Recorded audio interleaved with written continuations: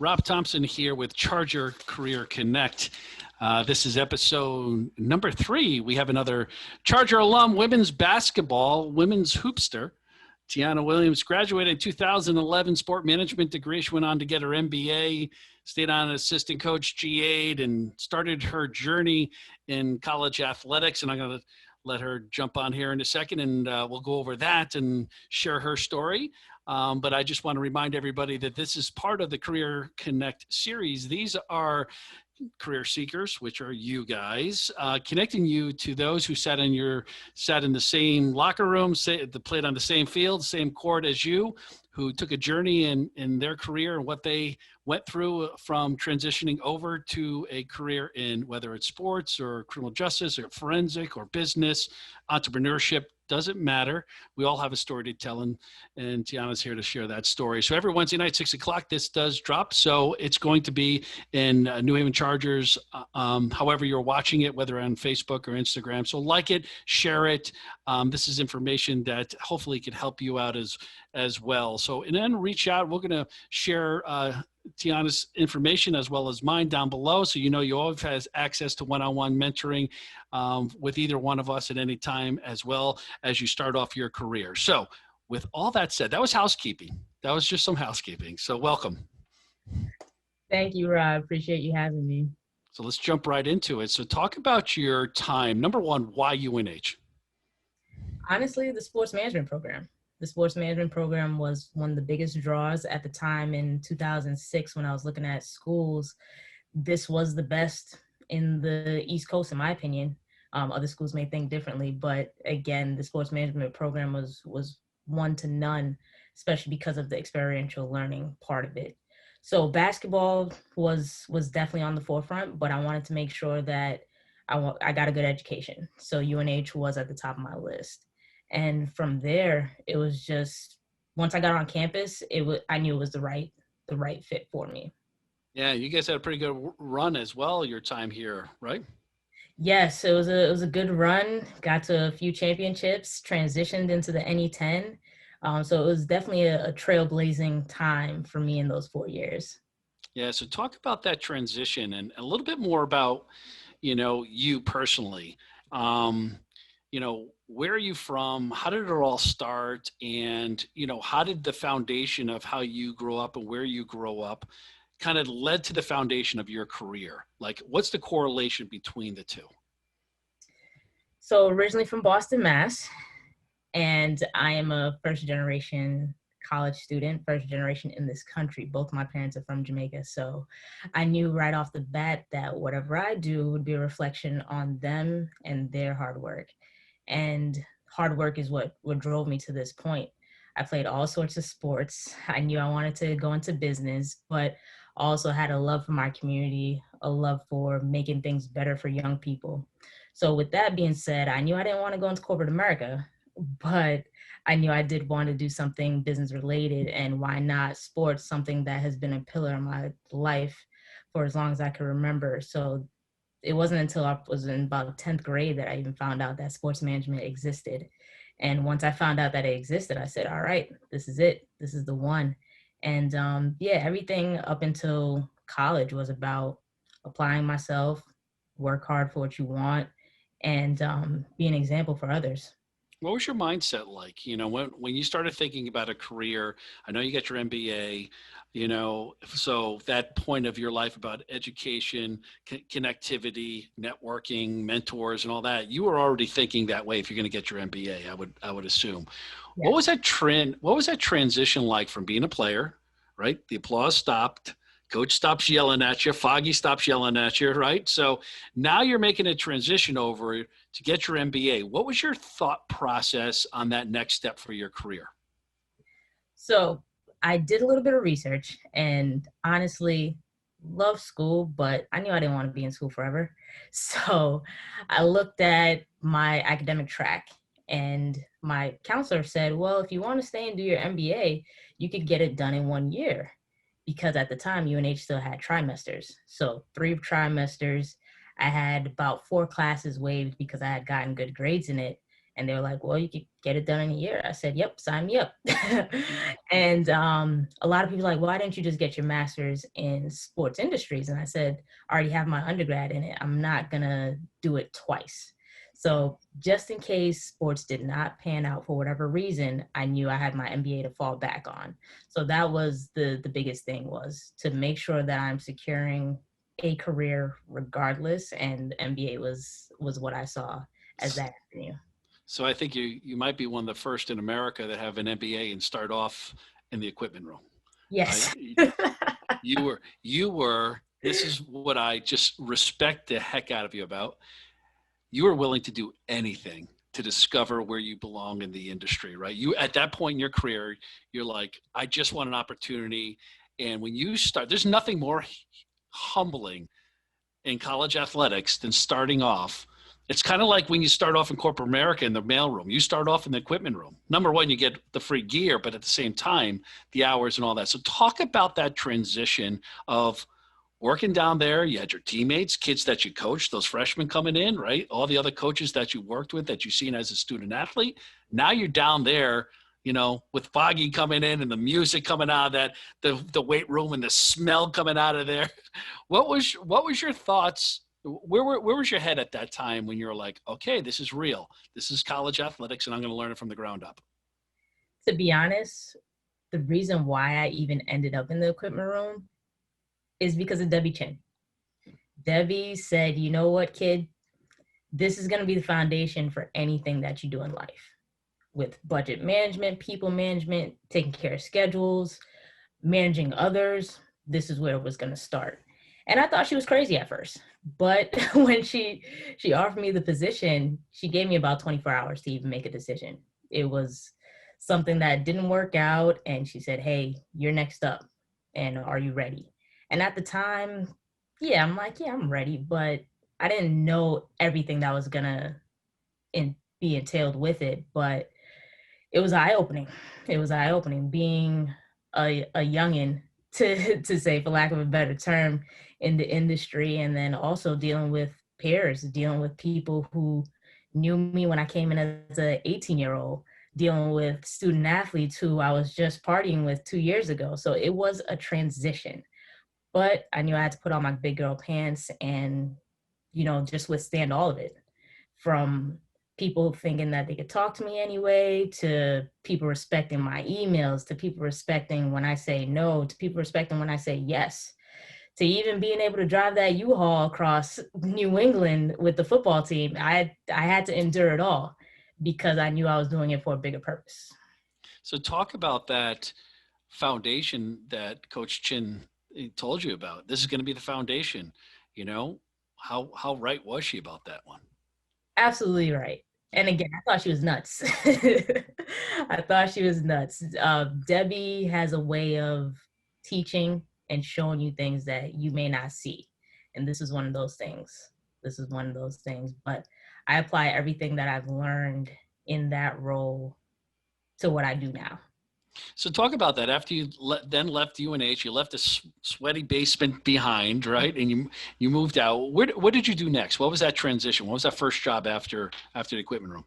The first job after was at Sacred Heart University, and it was a newly created position. They were revamping all of the external affairs for the athletic department. So I came in as the director of promotions, events, and game ops for Sacred Heart. So Sacred Heart has double the amount of sports as UNH. So we're talking 32 sports now that they're looking to me to promote. They're looking to me to make sure that the event runs smoothly, and they're looking to me to make sure that all of game ops are ready for game day. So it was a transition, but because I had endured so much at UNH, I'm like, all right, this is a no-brainer. So my organizational skills helped me with trying to figure out how I was going to manage it all. And then I just basically built a fleet. Year one, I said, well, I'm one person. I can't do it myself. I started going to a few classes and guest speaking to sports management students because I realized Sacred Heart wasn't like UNH where they had a very hands-on experience. So I said, let me bring my experience from UNH to Sacred Heart, and gave those students a hands-on experience. So they were basically my interns, but they were an extension of me. I told them right off the jump, they weren't going to be my subordinates. You guys were going to be my colleagues, and I'm going to apply the pressure. just like, again, how pressure was applied on me when I was in undergrad and in my first role, that's what I wanted to inflict on them. But not because I wanted to be mean or anything like that, but because I wanted them to get the most out of the experience. So with me building my fleet, I was able to touch all 32 sports. Everybody was pleased with how their sports got promoted within reason.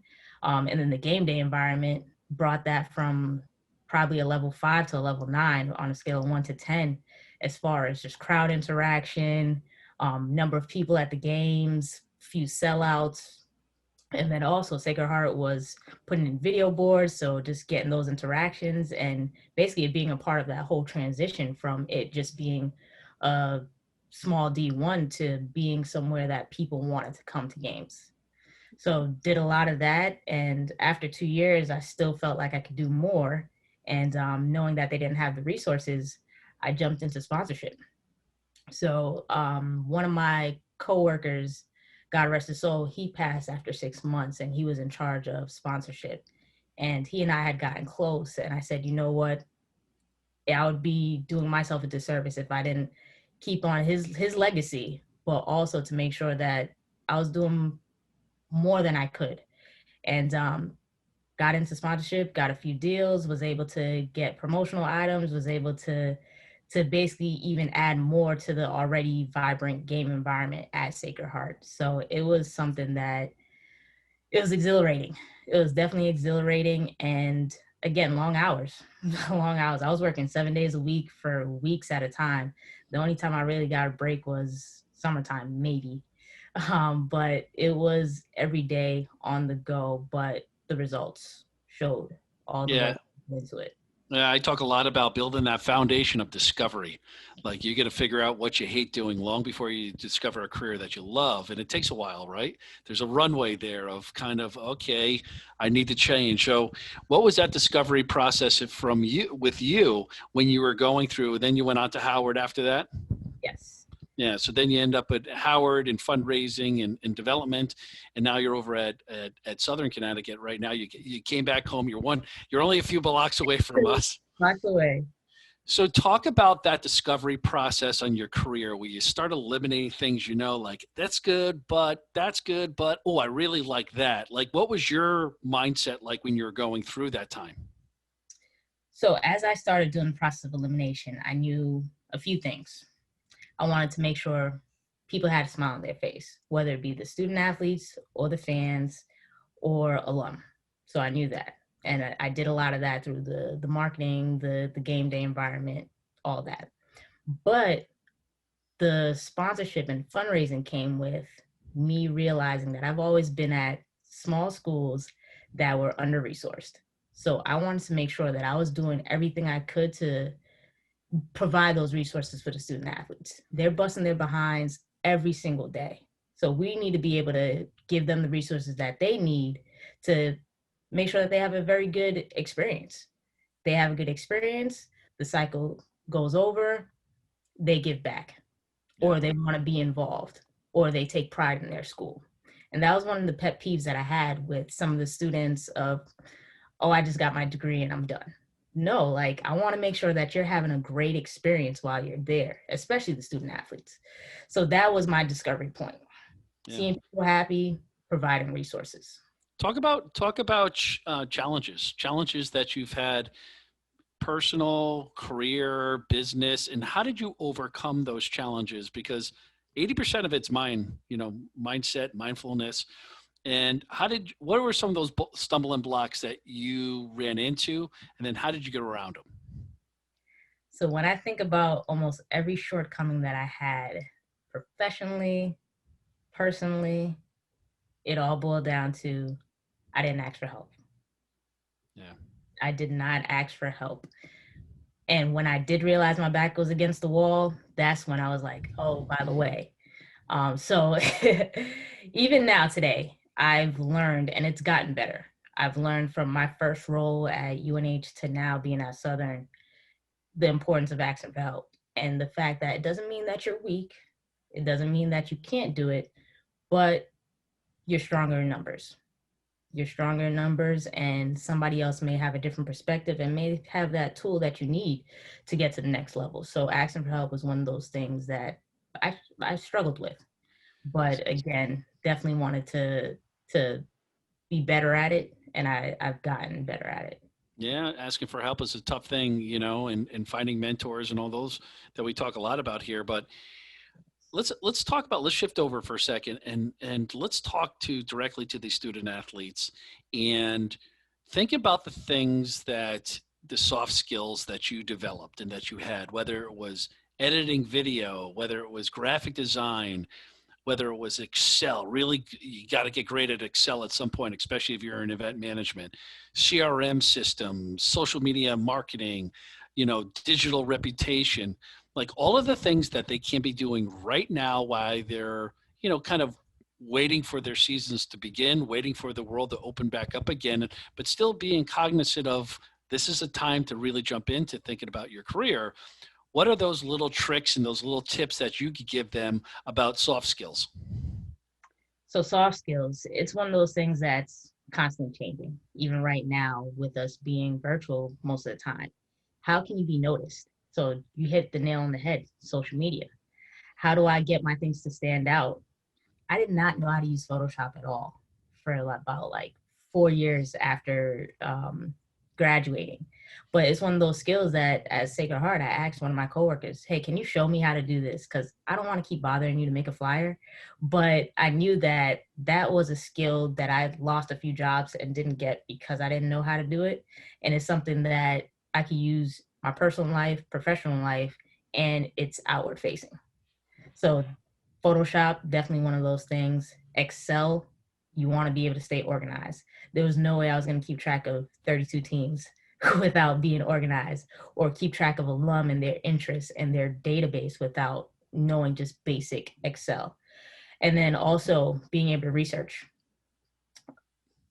Everything is not in front of your face. So you're not going to get new ideas. You're not going to learn more unless you're looking at what other people are doing. You don't need to reinvent the wheel.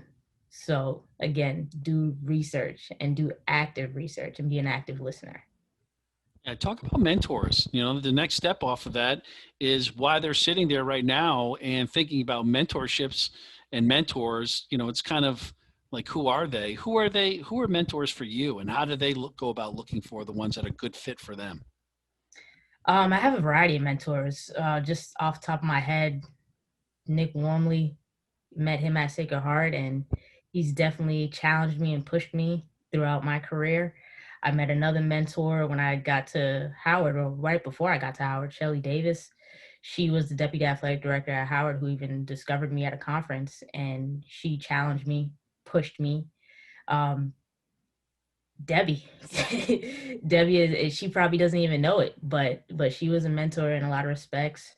Um, Brian Graff, when I was first coming up in the industry and teaching me and showing me ways on how to do things. Chris O'Connor at Sacred Heart, giving me the voice to have that confidence to be able to do what I do. So it's a lot of people in the industry along the way, but everybody gave me a little bit of something. Yeah. So talk about that. So for you to give our student athletes a little bit more, and we're going to leave them with this. Um, let's talk about advice. What is that advice that you know now? Everything that you know now that you wish you knew your freshman sophomore year, like all those things that maybe you were anxiety ridden about, you stressed out about, things that you just keep you up at night. I just tell everybody, I'll give you mine first and I'll let you, just to give you an example. Mine is always don't panic, right? Enjoy every moment while you're doing this right now. Um, and know that you have about a 6-year window to really discover what you're going to do in your life. So don't think about it tomorrow. So what would yours be? I'm sorry I gave you some examples there, but so what would your advice be back to your 18, 19-year-old self? My 18-year-old self, and I thought about this because I actually just found a letter the other day. When you're a freshman at UNH, they have you write a letter to yourself that you open up graduation day. And it made me think back to when I was sitting in Bartell's as an 18-year-old. Live without limits. the sky is the limit. I'm very goal oriented, and hey, I'm a realist. But if I just lived without limits just a little bit more, dreamt a little bit more, I think I would have probably been all over the place. But it would have helped with that self discovery, and it would have helped with knowing that there's so much more that I can be doing. I turn down things because I'm like, oh, it's not realistic or I'm not qualified. And really and truly, I was. Really and truly, I was. And there could have been help that I could have gotten to get to where I needed to be. So definitely live without limits. Sky is the limit. And sometimes as painful as it is when you don't get hired for a job that you know you're perfect for, when you look back at that, you know there was a reason why, and you're almost glad that you didn't get that job because it led to something else. Rob, that is a testimony to my life. I'm not even gonna lie to you. Not even gonna Right? lie to you. Almost all my positions that I've gotten to date, I did not think I was qualified for, and I got them. And a lot of it goes back to what we were talking about, networking and your Yeah. network. Yeah, it all comes back to that networking, building that foundation, all those great things. How do people get a hold of you? How do they? What's your social handles and where you really? I know first thing is LinkedIn. Reach out to Tiana and just connect Yeah. with her there. I know what are the other social channels that you're on? Pretty heavy. Yeah, so I'm very active on LinkedIn and on Instagram. So TWILL_22 on Instagram, and then also LinkedIn. Those are the top two for me. Yeah, we're going to link everything down below for you. So you're going to have it in your description so everybody can reach out to you. Thank you for your time. Another hard charger, and we Thank you, really Rob. appreciate it. So you bet. So that's Tiana. I'm Rob Thompson over here. You're watching Charger Career Connect. Go out there and make something happen today. Don't waste your time on trying to chase something that's not realistic. Build your foundation. Hard chargers like Tiana are all out there waiting to help you. So reach out, connect. Especially on LinkedIn, and start building those mentorships and those relationships today. So that's it from all of us here. We'll see you next week. Take care.